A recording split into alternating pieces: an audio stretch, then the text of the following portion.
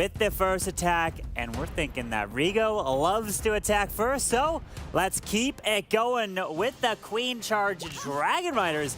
It's not the Lalo here, which he typically loves to bring. Yeah, his favorite strategy, definitely the Queen Charge Lalo, but the Queen Charge Dragon Riders have performed very, very similar. This one using a Wall Wrecker selected at the moment. A couple of Teslas already popping into the area of the base there while he drives the Queen to go towards either the channel or into the Town Hall compartment. But the King will cut off the funnel and drive the Queen north on the base here.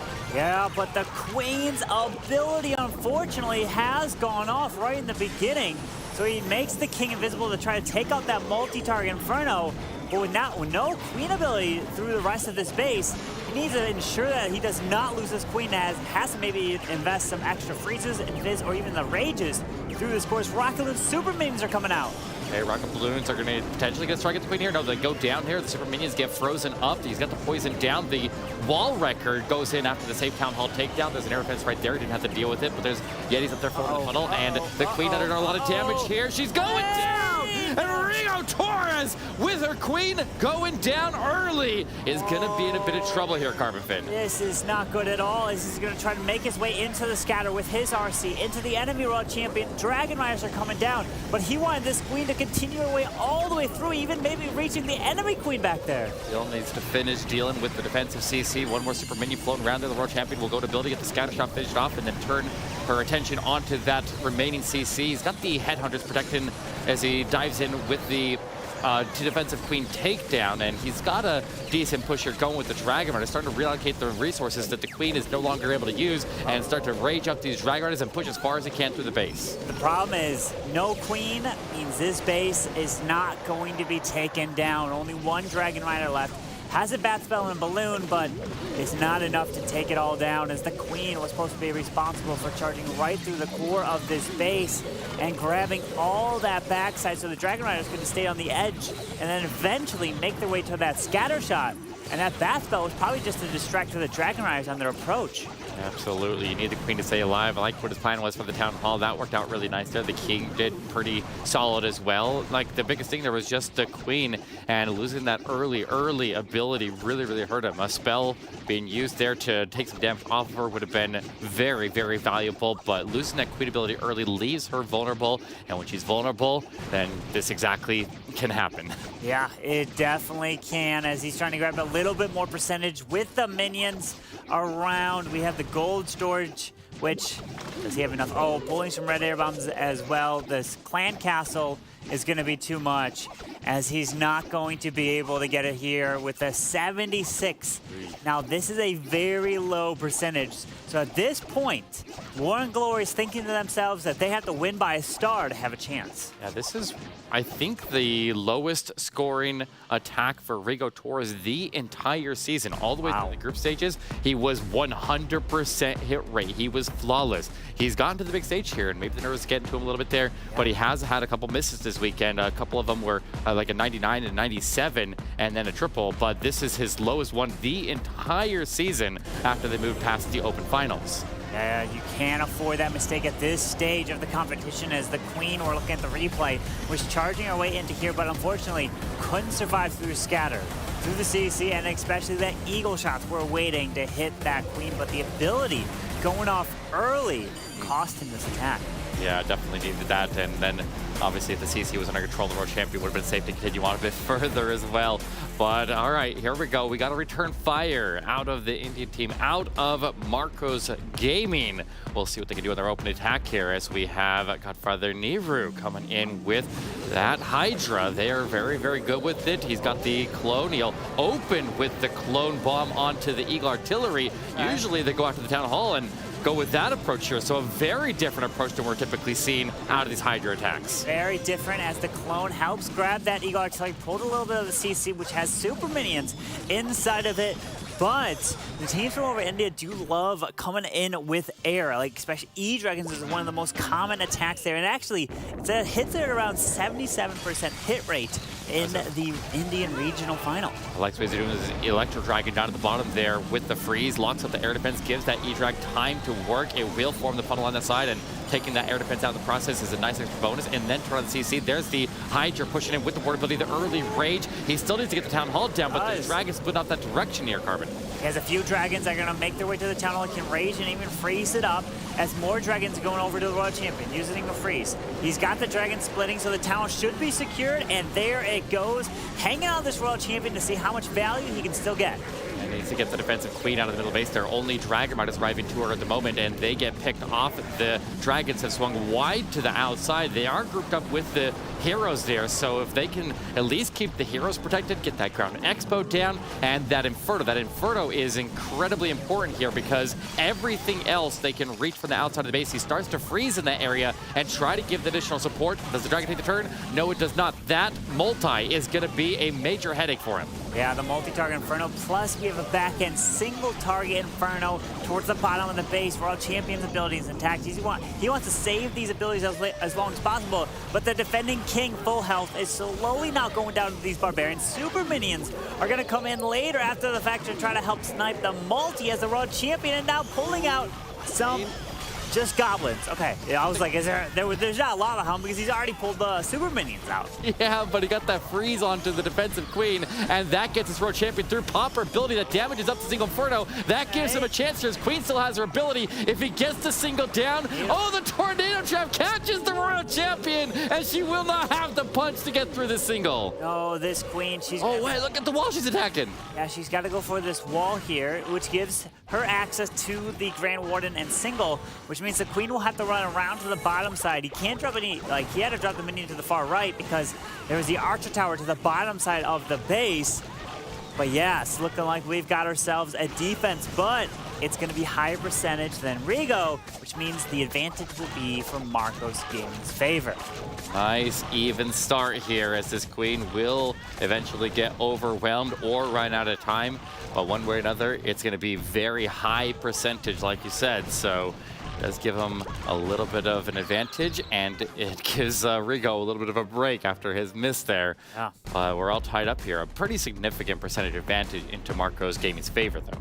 Unfortunately, was not able to get that. Falling short, we're seeing the replay of the dragon splitting off with that early warden ability. And the big reason why you want to pop these early warden abilities with the dragon is because you want to protect the balloons. So they go deep into the base, and they're the ones responsible for pulling the trap. Because many people are always wondering, why don't you just save your warden ability for that town hall explosion and the poison? Well, it's because you want those balloons to pull the traps to protect the dragons. And if a few of them take it down, the rest of them can try to go into the core. Yeah, soaking up as many traps as possible on entry, always critically important, and keeping as many dragons inside of the warden. Like, if they're all getting hit by it, then you're going to save as many dragons as possible. If you wait till a handful of them die, then they haven't dealt any damage. So they give them a chance to deal that damage. All right, coming in from the other side, actually the originator of this strategy, Nick from War and Glory, the first player to ever use this, is now breaking out. It's Inferno Dragon Riders. Yes. With a whole lot of skeleton spells. Indeed, with the bat spells being used to help take the air defense down with the balloon, pulling a sinking air mine as the blimp goes through. Oh, we find a tornado trap spinning him around. Okay. Geeky Goblin should be enough. I think they landed close enough that they're not going to the storage. They're going to the town hall, and they will take that town hall down safely. Inferno Dragon forms out the funnel, and here we go with the main push. Also, he got the defensive CC pulled there. Yeah, with the Inferno Dragons to the top side, with the Dragon Rider as well. Where is the Warden? Don't you want to get the Warden down, Nick? There he is. There it is. It's a little bit late. It's all right. He's there just in time to absorb the Eagle Artillery Strike there. The skeleton spells were absorbing the damage, so the Inferno Dragons weren't really taking much damage. But now his Queen deploys on the far left side. Offense safety is very, very important that we keep the Queen safe with their Unicorn intact, and ideally her ability intact until later in the attack as well. But he's got the skeleton spells across the middle of the base there. The Hail Spell comes down to top off these Inferno Dragons in the area, and if he gets through that single and push to the backside to that defensive Royal Champion, he'd be in a really good spot here. Yeah, he's going through. We have double multi-target Infernos over where the defending King is, saving his Royal Champion for as late as possible. But notice, he still has 2 skeleton spells, and the whole point, he can use those in front of his RC to protect her. Yeah, with the Warden and the Inferno Dragon working on the defensive Royal Champion, now the way is cleared. Here he starts in his Royal Champion. He's got a lot of ground skellies, but all the heroes right there are going to work together to get those ground skellies down, and the freeze will stall them up. He's looking pretty solid here. He's got a long way to go, but these heroes have a lot of punch with multiple abilities and tons of spell support intact here. The only real threat here, I think, is that ground expo. And so if it does too much damage as he rounds through that area, it could be the only thing that could stop this. But he's already got the skeletal spell down to start to control that area of the base. Skelly spells are going to help tremendously as he's making his way through. But notice, this Warden is joining with the RC, making her even stronger with the health, because that is what the Warden provides of the HP buff as you're making your way through with the freeze. And look at that, beautiful job. Can even use an invisibility spell, but you want to make sure you're tripling as fast as possible in all your hits. And keep every troop alive here that we possibly can. The Queen is safe, the Warden is safe, the Royal Champion is safe. There is that Queen ability. Get those archers spawn and boost her damage to close it out with about 30 seconds to spare. Nick from War and Glory put some pressure onto Marcos Gaming now. Beautiful attack, exactly what they needed. And I think Nick from War and Glory here is the one that has the most experience. Maybe he's got so much experience through even everyone here together, right? Of all the finals that he's been in. He's a 5-time champion. Granted, he played some of those online, but he did get his first one in person. Absolutely. I remember seeing that live at the Barclays Center in New York City. Yes. That was absolutely crazy. You were there casting that. I was just watching. That was crazy. But yeah, definitely a seasoned player here in this tournament, and it would be incredible if he could make it into this grand finals and give us a show for that as well. But Marcos Gaming is a fierce opponent, and they'll have that percentage advantage if they can get the triple on this next attack. They're going to be focused here. It looks like Agent 33 is going to be the next up to defend for War and Glory as Marcos is getting ready for their attack. They have been coming in with E-Dragons. There's also Super Bowler Smash, is pretty popular in the Indian Regional Finals, as well as Queen Charge Dragon Rider. So let's keep our eye on if those are the style of attacks that we're going to see, because if it is, then War and Glory, or even Strut, who's in the final, who's definitely paying attention to this match, you can know they are sitting back, taking notes, trying to pick those exact bases they want to run. As we are getting now into this attack, and it is, okay. It's not a Queen Charge Lalo, but Skelly donut. Yeah, wait, look, 5 invisibility spells. Well, quite a bit here, as he wants to be sure to take out the CC and that Inferno Tower. Yeah, skip the Inferno down. Notice how War and Glory trying to hide the status of that Inferno by covering it with the War. That is a nice little technique that maybe can confuse an opponent. They can't actually see what is set to. But one way or another, it is destroyed, so it is irrelevant. And I think he picked up a Tesla with it as well, as those skeletons didn't die right away. He got his primary targets out of the Skelly Donut. And now here comes the Blimp to set it up. He needs to break the ring of defenses here to make so that he has the best pathing for the Lalo, so they only have to go one way around the hole that was created in the middle of the base there. He's got the rage down. He'll get the defensive Road Champion with those. Yeah, no, he won't. But he did get the other major defense in that compartment. Got that Inferno down. Yeah, but that Air Expo is going to be a problem as well. So we have another Air Expo by the Eagle Artillery, but just one little shot onto that defending RC. She will go down, no problem, as we are trying to push this Queen towards that Town Hall to the top side here.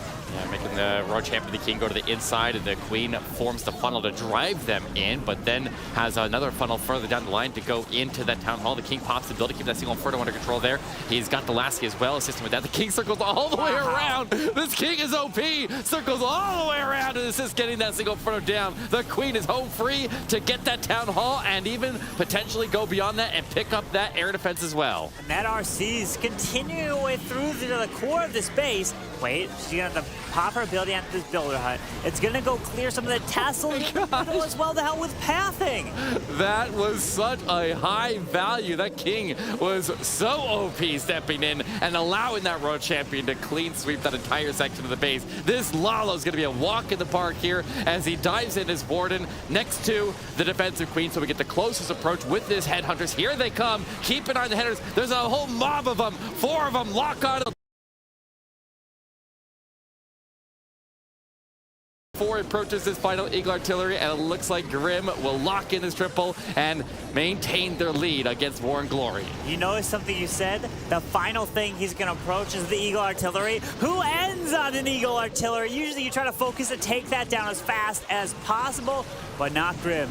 This is what got the 3-star on Agent 33's base. Brilliant attack, getting so much value with the Skelly Donut, the Blimp, and then his heroes literally cleared the whole right side of the base. They did. They got huge value. And you were about that Expo. That Expo didn't play a factor at all. That Yeti Bomb set up the hero's pathing so perfectly. The Skelly Donut in the middle of the base there, making so that the heroes can get maximum value. Those defensive CC troops there can be a giant hassle. They take away your hero's value. They make so that they get locked up on whatever was in there. We don't even know what was in there because once you destroy that defensive CC, if the troops have not deployed, which the skeletons and bat spells cannot pull the CC, it'd be kind of OP if they could, but but not in this case there, and maybe so he never has to fight it at all.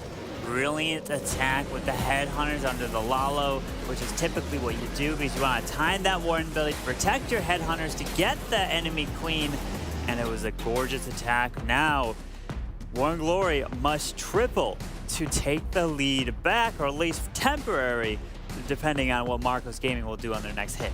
Yeah, that percentage advantage is really going to hurt them. That's going to be hard to overcome. They may need to overcome it with the star count there, unless they end up with a big defense, so their preparation will be key in that sense. But looks like we are live. Next one here, Agent 33 is live for War and Glory, and looks like he's got clones, bats, skeleton spells, and a dragon attack, or I guess a Hydra attack with the Dragon Riders in the mix. Really nice use of this bat spell to the top side of this base to help provide that distraction. And I sat down with Agent before this match and asked him, how does it feel like if you are the underdog in a match, does that put more pressure on you? If you're a team that's favored, does that put more pressure on you? He said that he would way rather be the team that's favored to win the match because he says that he feels way more comfortable in those situations than being an underdog. Well, they're very rarely the underdog throughout the North American region. Yeah. But let's see if he can now get this triple, as here comes the Dragons. He's going to deploy the one Dragon Raider remaining with that and using a bat spell, not only to help him through that top section of the base there, that drove that Dragon Rider all the way through the Eagle Artillery and the Inferno. Really solid funnel right there. He's got us nicely set up, and the Dragons are a tight pack, and here comes that blimp to dive across the base into the Town Hall. With that blimp, the Rage Warden Tunnel Tome can go perfectly off as he makes his way through, and it's just incredible the value that he set to the top side. So these Dragons are perfectly funneling their way into the core as a triple Ice Golem CC is now coming out as the Town Hall has been clutch, going down as he still has his World Champion. Now she's moving her way to the bottom side behind an Ice Golem. Testaform pops.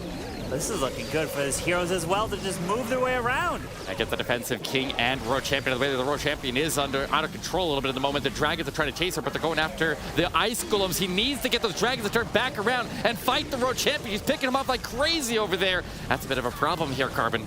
Yeah, with this World Champion, so is their ability. We have a poison spell left. Is there the defending Royal Champion or something that goes down? I think she should just go down just in a bit. And she's gone. All right, there we go. The Queen now can wrap around to the outside of the base here, and we'll see how much punch she has left. She has her ability.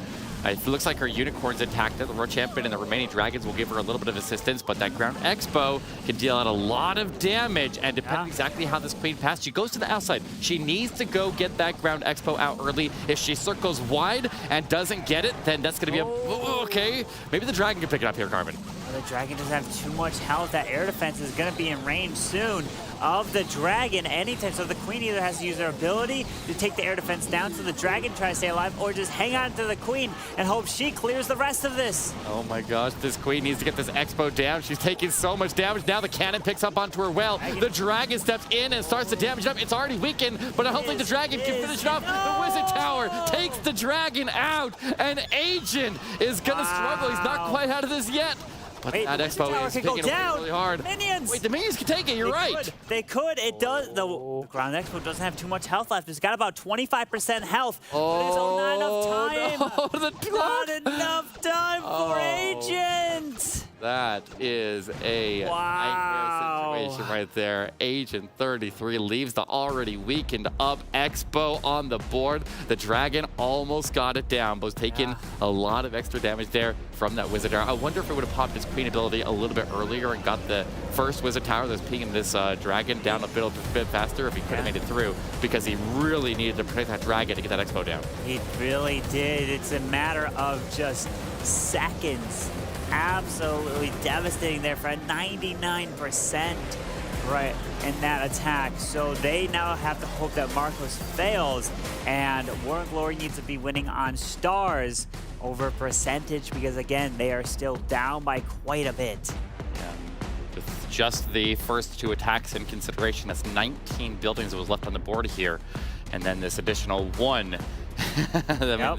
Big opportunity for Marco's Gaming to pull even more in the lead here. And we'll see if they make it happen as they come with a queen charge into hybrid. Siege Barracks collected at the moment, and what's this wall break at the bottom here? He's trying to drive his queen to come in opposite of the town hall potentially? Oh, that's a risk. That is risky indeed, as he's got that Siege Barracks, which might just mean, indeed, you will do that, because usually in your hybrid attacks, the queen sets the funnel on one side for the hybrid as the king and Siege Barracks do the other, meaning if this queen is charging this far away, either the king has to grab the town hall or the hybrid will have to go for it. Yeah, definitely keep an eye on the hybrid when it starts, and if there's a path to be able to funnel the king into the town hall compartment, he's going to need the extra assistance in that area.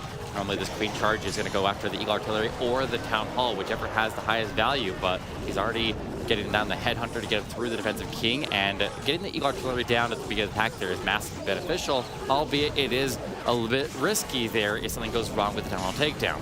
With this queen charging her way into the Grand Warden altar, we have the ground expos going down. So this queen is getting some really nice value through this charge so far, but we always have to be worried about time. But look at that wall break. Oh, but is the queen going to follow that wall breaker? I don't know where she's going. She might. Oh, wait, he's going to send in the hybrid, and they're going to cut off her pathing and help drive her while she's distracted. And he just needs to get the storage down. She turns back to the middle, and she's going to take that path and fight off the defensive CC as well, getting stalled up on a lava hound for a little while. The single target Inferno is locking out this queen, so the hybrid needs to move in to distract the single while the queen's going to continue her way to the right side, and he has that king ability still intact, as yeah, he wants this king to actually make his way to the town hall. Now the king is able to make his approach to it now. The town hall's going to activate on percentage as he steps into that area now. The king ability still intact. He'll pop it right now and take that town hall down. There's a tornado trap. He did get his way through that single front of the world champion is moving through the middle base, while the queen is going to step in and assist her in getting that multi-inferno down. He's looking pretty solid here, Carbon. Moving his way through with that queen's ability intact. The raw champion, she's right with the miners, taking out the scatter shot. It's looking good. It looks like we may just have Marcos taking a 1-star lead now in this match. Absolutely, that queen surviving to the end. Go ahead and pop her building, get a couple of these last defenses down as the Royal Champion picks up the ones up north. The king even sticks around in the back there to help clean it up a little bit faster over there. And now this queen going through the wall is gonna maintain the lead and extend it for Marco's Gaming, now moving up to 8 stars in this war. Brilliant attack here with just under 20 seconds now left in the attack, coming in with that 3-star, and 11 is putting them up by that 1-star. Man, what a great attack coming in with the hybrid, and Marcos Gaming, they haven't actually been using the hybrid. They've been using Hydra, Queen Charge Hogs, Queen Charge Lalos, but not the hybrid. So really interested to see that they use this for the first time in not only the regional, but even like kind of the stages before this. And 11 was one of the players who was favoring that Queen Charge Hog attack, and they are rather similar, but being able to identify when to use which is, that's going to be one of the most important things here. Being able to have a perfect base identification to bring the proper strategy to the base that you're attacking, and he made it work, and it looked kind of easy here. That was so clean, and I like what he did with the king there. Drive the king into that town hall compartment. When you drive the queen opposite to go after the Eagle Artillery first, then the king is typically in charge of taking the town hall down, and his funnel there was very clean. He preserved his ability, and he formed the funnel all at the same time. They're getting tons of functions out of his king. Yeah, it was a brilliant job. Absolutely, guys, so much value. And the thing was, thinking that the king can run all the way there and grabbing the town hall, man, it's definitely risky. It's scary to rely on an attack that charges the queen from the opposite side of the base. But now we have Geraticus coming in with a queen charge Lalo. We do have one invisibility spell, which we've seen a lot of players use to, just in case the queen walks, to help funnel to get the queen to go into, let's say, a certain compartment.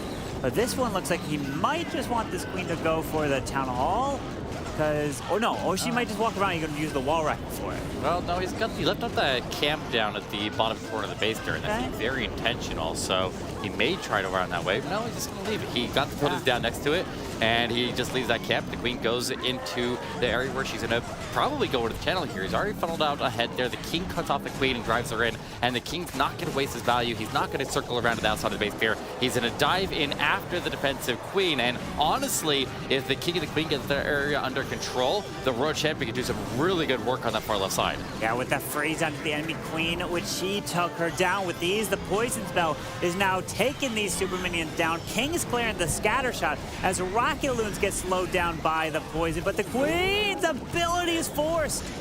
That's okay. She's in a spot where she's starting to move into a lower damage area. The biggest problem I see here potentially is the damage that will come in on his healers here as he activates the Town Hall. Steve Goblin out of the wall bracket, goes ahead and freezes it up to make sure that damage is not dealt to his Queen's healers, and she can continue charging her way through. That single Inferno trying to go down to the World Champion, but it takes her out. Okay, Queen's in the crossfire at multiple expos, 3 expos. I don't think he can save her right now. No, that warden ability goes off early here, which does protect the headhunters. They need to take out the Royal Champion. He has a huge group of these balloons making their way over to the scatter. A few balloons over near the cannon onto the, trying to path to the air defense as a rage is being utilized. This is the biggest threat now as a freeze. He makes his way through. The rage is going to clear the scatter. And it's looking good. It's looking good for Graticus of War and Glory. Nicely done. It looked like it was kind of pittered out there a little bit there, but he keeps it moving, and the balloons now go invisible as they move into the last air targeting defense on the base. Pick that expo off and coast his way in. Plenty of time, and War and Glory will put some pressure back onto Marcos Gaming. They need to keep tripling if they want to keep pace with what Marcos is doing. War and Glory is hoping that some bases that maybe they just built within the last few, like over 24 hours, is able to help defend, because, you know, they had to run through the bottom of the bracket and they used so many of their bases. Same with Strut. Strut had to go and almost burn a ton of bases, losing the first match and then making it all the way back through the lower bracket and winning the grand finals. Yeah, this preparation required for a tournament like this. You don't know how far you're going to go and how many bases you're going to need, but you also have a lot of players that are in their base building teams that are working with them behind the scenes and able to help them prepare quickly when they need to. But that was a very, very nice attack that maybe was almost like in a recovery mode there, because, I mean, he lost that queen, a lot of damage, but he got the value out of the core and he did a really solid job of finishing it out. Yeah, speaking of bases, we've got some stats from Chase the Ace again of the base types that they run. Very interesting. For India's bases, 64% of the time they run anti-3-star base designs. That's what we just saw. Yeah, for North America, 48%, which is the highest out of them. 48% they run anti-2 for North America, and then EU, 71% of the time they run anti-3s. Yeah. What do you think about that? I mean, we know that War and Glory excels really, really well at those anti-3-star bases, like this one right here. And they also do really well at the box bases, but they have had a history of struggling with the anti-2s with the Town Halls in the middle. So here we go. We got some Super Dragon. We don't see a lot of Super Dragons much anymore here. Yeah. You use a funnel on the left side there with the Electric Dragon. His heroes are trying to dive in, but that Queen, look at her health there. She's taking a lot of damage. She might go to an early ability, and the Expo. There it is. Finally forces that ability, but that's going to hurt him later on. It is indeed, as the defending king is coming in and they're going to distract this king, but he did pop that ward ability. The blimp's going to make it to the Town Hall to try to help secure that. The Town Hall activates and a Town Hall goes down with these Super Dragons trying to make their way to the core, but they are splitting off a little bit as his heroes, King and Queen, didn't funnel the Super Dragons all too well into the middle, as now a Lava Hound is being lured out. I want to keep your heroes away from the Lava Hound potential pull out of the CC. If you can destroy the CC before the Lava Hound draws out and you put any ground troops in the area, then you can prevent yourself from having to fight it. In this case, the Dragon split off to the far left side there, and that single Inferno still stands in the middle of the base there. He does quickly power to the Hound, get his Queen back into action, but without an ability to protect herself, she's marching right towards that single Inferno, and the Scatter Shot is getting missed at the bottom. This might be the break that War and Glory was looking for. Yeah, as the queen is making her way into the single, grabs that beautiful invisibility spell to keep that. But the problem is, he still has a couple defenses. Okay, the scatter shot, the Super Dragon and King are clutching this up. This RC ability is gonna be huge through this back section as the defending, as his queen is helping so much. Yes, this RC is gonna be able to move through without the defensive warden there to stop her. The dragon survives, the King's still alive on the outside, and the queen is going the distance. Master Atif, it looked like it was starting to dwindle out there, but this one just keeps on moving into the back end and into the triple to maintain the lead for Marcos Gaming. Brilliant job there. Got it done with the Super Dragons. We don't have like stats on Super Dragons because we don't really ever see them. Yeah, a lot of people are moving towards the mix of dragons and dragon riders, the hybrid dragon or Hydra attack. Very, very popular around the meta in general, but this team, as we already saw, is very, very good with it, and they use it a lot. It is their #1 preferred strategy. What is it, about 30% of the time they're using that strategy? Or yeah, 29% of the time in the earlier stages, they were using the Hydra, so about a third of their attacks. That's quite a bit of their attacks, as they're definitely very proficient at it, as it's shown right here, getting the 3-star with those Super Dragons. And, you know, those out there watching that, hey, they see all these Lalos, these crazy charges, and they're like, I'm never going to be able to do that. They see this. This is perfect. So it's time to take a look at the army, copy it, and try to practice in your attacks. Absolutely, and it's all about base identification, knowing that the attack has a solid opportunity to go through, and if you don't have to make an attack excessively complicated, there's no reason to. It's just about identifying the weakness on the base and then delivering the attacks, and then the execution and the proficiency to make that happen. Yeah, indeed, as we are seeing the next attacker coming in, which is going to be the last one for War and Glory, Benny. He needs to close it out with a triple to have any chance in this match, as we have just the final set of attacks coming in. But yeah, it's going to be very interesting to see what types of bases we see in the grand finals that Strut is going to try to run, because they're paying such close attention to this match right now. Yes, indeed. A lot of pressure here for Benny as he starts in for the final attack of the war. Absolutely must triple. And I guess if it's an anti-2-star base, it's triple or nothing. Yep. Benny needs to go the distance. He's got the blimp open up here as he goes in with the Sui Lalo. He's got a jump spell, so he's going to need to drive these heroes all the way into the core of the base there and take advantage of that jump and the fall formed by the blimp to take this Town Hall down, Carbon. Yeah, with the multi going down, notice he didn't use any spells to help grab that. So that's fantastic value with the Battle Blimp to help grab the area down there, which is going to help set a funnel, as the Ice Golem should be able to go down, no worries, with a simple poison spell.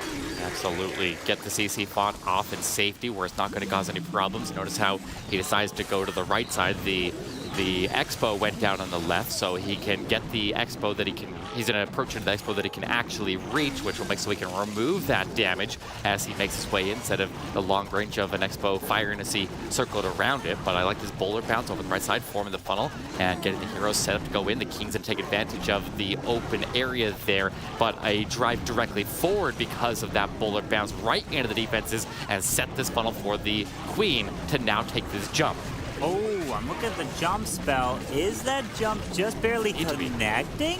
It doesn't need to. It just needs to get him into the sweeper, and then he can reach the Town Hall over the wall, and he can reach the Inferno as well. He can reach the other sweeper, and I think it connects him into the CC so he can round and stay away from the Town Hall poison. It's being used to direct him into the targets he's looking for, but then away from the poison, which will maximize the Queen value. Yeah, okay, another Invis now coming down. Queen does secure the Town Hall. And the single should go down as well from this Queen, as now setting up that Lalo. Nice. Push all the way from the top side in towards the Seagull Artillery. Queen's not going over to the sweeper, so I thought she would end up going over to the sweeper. She goes in storage instead. Maybe she can duck away from it now. Now she does. She'll step over to the sweeper, and that is going to help out this Lalo immensely as they go in right facing it. Oh my, look at the value that he's getting with this Queen. She finally just goes down, but the Lalo is trying to path its way in towards this Eagle Artillery, and the Scatter Shot pops the ward ability, which doesn't grab all the blues, but it does clip the Royal Champion.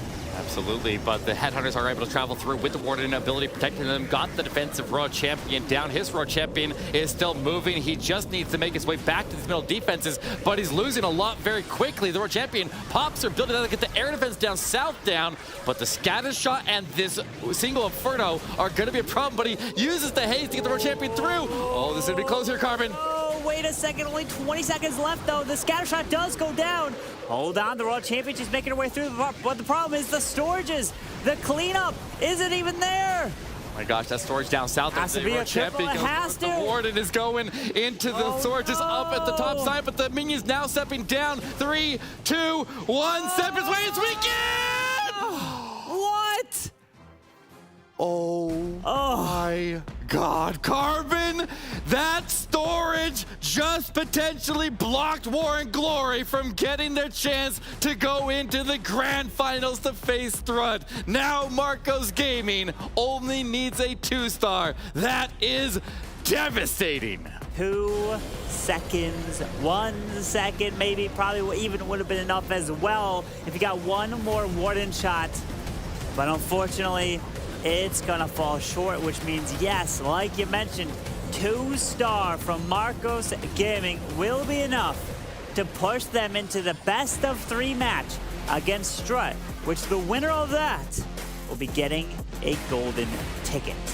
That is an absolute heartbreaker right there. So 99. Look at that. Oh my gosh, 99% time fails is all that is holding War and Glory back right now. But now it's time for a serial killer to come in and close out this war. All he needs is a 2-star, and Marcos Gaming would move on to face Strut Esports in the grand finals of the Golden Ticket competition. One thing that War and Glory can note is if this triples, they still would have lost even if their 99s tripled because the 1% attack from Rigo was super low. So that's the one thing that they keep note.